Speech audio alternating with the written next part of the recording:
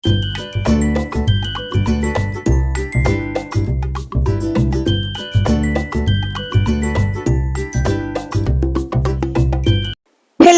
Good morning, welcome back to our channel. So ಇವತ್ತು ಬುಧವಾರ morning ಇಂದನೇ ವ್ಲಾಗ್ ನ ಸ್ಟಾರ್ಟ್ ಮಾಡ್ತಿದ್ದೀನಿ.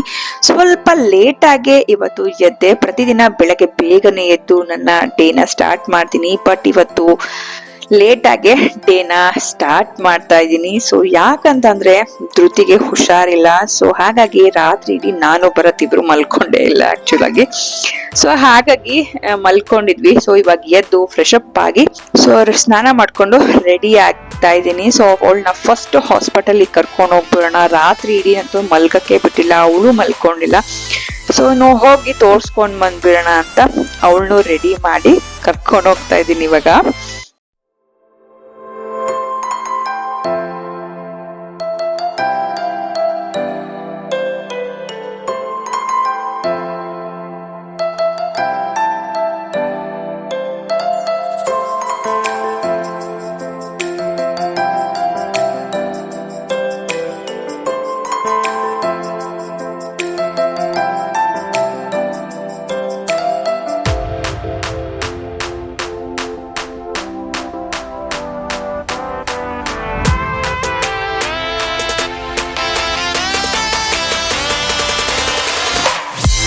ಹಾಸ್ಪಿಟಲ್ ಹತ್ರ ಬಂದ್ವಿ. ಬಂದ ತಕ್ಷಣನೇ ಒಳಗಡೆ ಪ್ಲೇಯಿಂಗ್ ಏರಿಯಾ ಇದೆ, ಅದನ್ನಲ್ಲಿ ಆಟಾಡೋದ್ ನೋಡಿ ಹೋದ್ಲು, ಅವಳು ಆಟ ಆಡ್ತಿದ್ಲು. ಸೊ ಆ ಸ್ಮೈಲ್ ನೋಡಿದ ತಕ್ಷಣ ನನ್ಗಂತೂ ಒಂಥರ ರಿಲೀಫ್ ಅಂತಾನೆ ಅನಿಸ್ತು. ಸೊ ಮಕ್ಕಳು ಖುಷಿಯಾಗಿದ್ರೆ ನೋಡೋದಿಕ್ಕೆ ಏನೊಂಥರ ಚಂದ ಅನ್ಸುತ್ತೆ ಅಲ್ವಾ.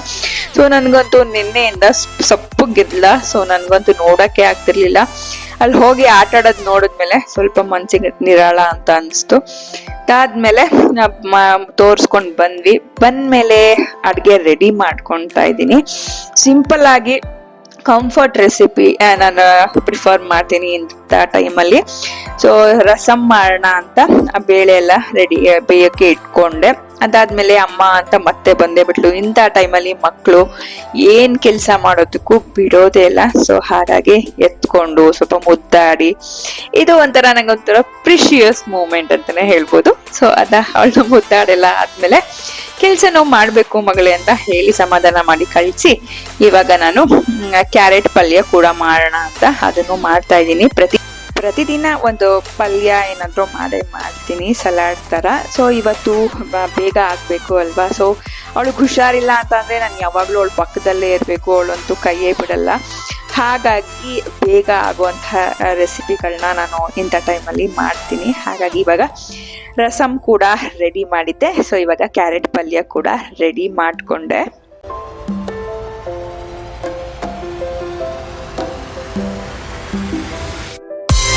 ಸೊ ಅದೆಲ್ಲ ಆದ್ಮೇಲೆ ಅಡುಗೆ ಮನೆಯಲ್ಲಿ ಸ್ವಲ್ಪ ಪಾತ್ರೆಗಳೆಲ್ಲ ತೊಳೆದಿದ್ದು ಹಾಗಾಗಿ ಇತ್ತು. ಸೊ ಹಾಗಾಗಿ ಅದನ್ನು ಕೂಡ ಜೋಡಿಸ್ಕೊಂಡ್ಬಿಡೋಣ ಅಂತ ನಿಧಾನವಾಗಿ ಅದು ಕೆಲಸನೂ ಮಾಡ್ಕೊತಿದ್ದೀನಿ. ಫಸ್ಟು ನಾನು ಸ್ಕೂಲಿಗೆ ಕಳ್ಸೋಣ ಪರವಾಗಿಲ್ಲ ಅಂತ ಅನ್ಕೊಂಡಿದ್ದೆ. ಬಟ್ ಅವ್ರ ಸ್ಕೂಲಲ್ಲಿ ಸ್ವಲ್ಪನೂ ಏನಾದರೂ ಅನ್ಕಂಫರ್ಟೇಬಲ್ ಆದ ತಕ್ಷಣ ಕಳಿಸ್ಬಿಡ್ತಾರೆ. ಸೊ ಮತ್ತೆ ಎರಡೆರಡು ಸಲ ಏನಕ್ಕೆ ಇದು ಮಾಡೋದು ಅಂತ ಕಳ್ಸೋದೇ ಬೇಡ ಅಂತ ಕಳಿಸ್ಲಿಲ್ಲ. ಸೊ ಅದೊಂಥರ ಒಳ್ಳೇದು ಅಂತ ನನಗನ್ನಿಸ್ತು. ಯಾಕಂದ್ರೆ ಇಂಥ ಹುಷಾರಿಲ್ಲದ ಟೈಮಲ್ಲಿ ನಮ್ ಕಣ್ ಮುಂದೆ ಇದ್ರೆ ಏನೋ ಒಂಥರ ನಮಗೂ ಮನ್ಸಿಗೆ ನೆಮ್ಮದಿ ಕೂಡ ಅಂತ ಅನ್ಸುತ್ತೆ. ಹಾಗಾಗಿ ಕಳಿಸ್ಲಿಲ್ಲ ಸ್ಕೂಲಿಗೆ ಇವತ್ತು. ಪಾತ್ರೆ ಎಲ್ಲ ಜೋಡಿಸೋದ್ಮೇಲೆ ಸ್ವಲ್ಪ ಬೆಡ್ ಕೂಡ ಅಲ್ಲಿ ಲಿವಿಂಗ್ ಏರಿಯಾದಲ್ಲಿ ಅಲ್ಲೂ ಕೂಡ ಬೆಡ್ ಹಾಕಿದ್ದೀನಲ್ವಾ. ಸೊ ಅಲ್ಲಿ ಕೂಡ ಕ್ಲೀನ್ ಮಾಡ್ಕೊಳ್ಳೋಣ ಅಂತ ಕ್ಲೀನ್ ಮಾಡ್ಕೊಂಡಿದ್ದೀನಿ. ಕ್ಲೀನ್ ಮಾಡ್ಬಿಟ್ರೆ ಅವಳೊಂದ್ ಸ್ವಲ್ಪ ಆರಾಮಾಗಿ ರಿಲ್ಯಾಕ್ಸ್ ಮಾಡ್ತಾಳೆ, ಮಲ್ಕೊಂತಾಳೆ. ಸೊ ಹಾಗೆ ಅದನ್ನ ಕ್ಲೀನ್ ಮಾಡ್ಕೊಟ್ಬಿಡೋಣ ಅಂತ ಅದನ್ನು ಮಾಡ್ಕೊಂತಿದ್ದೀನಿ.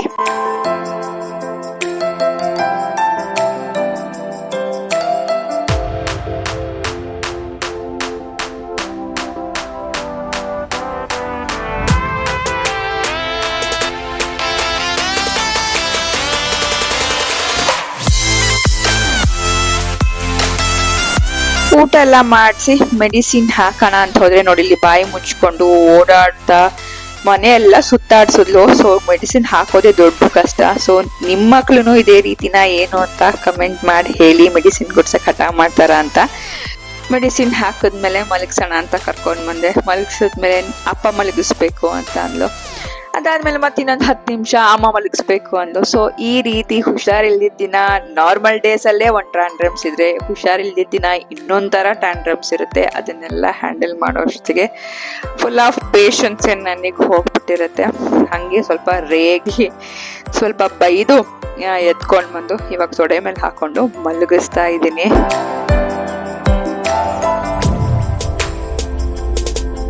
ಫ್ರೆಂಡ್ಸ್, ಮಧ್ಯಾಹ್ನ ಸಿರಪ್ ಕುಡಿಸಿ ಮಲಗಿಸಿದ್ದೆ. ಸೊ ಇವಾಗ ಏನಪ್ಪ ಹೌದಾ, ಏನಂತ ಏನಾಗಿದೆ ಅಂದ್ರು ನಿಂಗೆ?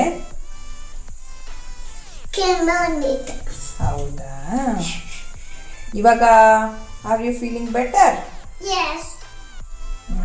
ಏನ್ ಹಾಕೊಬೇಕು ಅಂತ ಹೇಳಿದ್ರು? ಮಾಸ್ಕ್ ಹಾಕೋಬೇಕು. ಸೊ ಇವಾಗ ಸ್ವಲ್ಪ ವೈರಲ್ ಇನ್ಫೆಕ್ಷನ್ ಥರ ಆಗಿರುತ್ತೆ. ಸೊ ಮಾಸ್ಕ್ ಹಾಕೊಂಡು ಕಳ್ಕೊಂಡೋಗಿ ಆಚೆ ಹೋಗ್ಬೇಕಾದ್ರೆ ಅಂತ ಅಂದಿದ್ದಾರೆ. ಸೊ ಅದಕ್ಕೆ ಅದನ್ನ ಇಟ್ಕೊಂಡು ಕೂತಿದ್ದಾಳೆ. ಸೊ ಈಗ ಹಾಲು ಕಾಯಿಸ್ತಾ ಇದ್ದೀನಿ, ಕಾಫಿ ಮಾಡಬೇಕು. ಏನಪ್ಪ ಅಲ್ಲೇ ಇದೆಯಲ್ಲ? Okay, use and throw mask ಬೇಕಾ? ಓಕೆ ಓಕೆ, ತಂದ್ಕೊಡೋಣ. ಸೊ ಈಗ